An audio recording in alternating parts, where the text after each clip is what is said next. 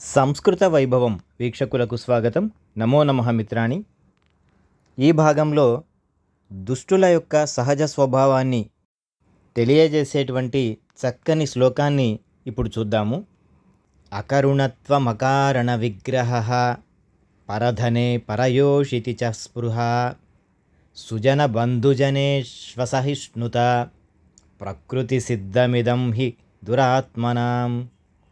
అకరుణత్వమకారణ విగ్రహ పరధనే పరయోషితి చ స్పృహ సుజన బంధుజనేష్వసహిష్ణుత ప్రకృతి సిద్ధమిదం హి దురాత్మనాం.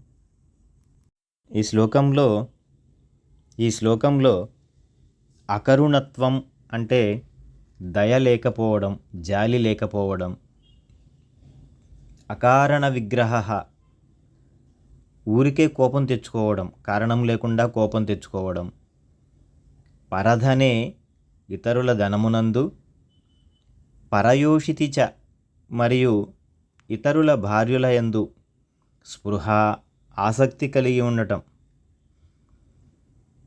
సుజన బంధుజనేషు సహిష్ణుత సుజన మంచి వాళ్ళ యందు, బంధుజనేషు బంధువుల యందు సహిష్ణుత అసహనాన్ని కలిగి ఉండటం.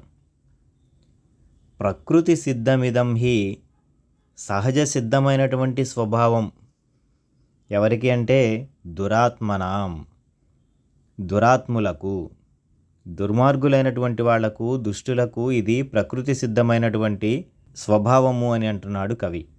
శ్లోకానికి భావం చూద్దాము. నిర్దయ, నిష్కారణమైన కలహము, ఇతరుల ధనమునందు మరియు పరభార్య యందును కోరిక కలిగి ఉండుట, సజ్జనుల యందు బంధువుల పట్లను అసహనము, ఇది దుష్టులకు సహజ స్వభావము.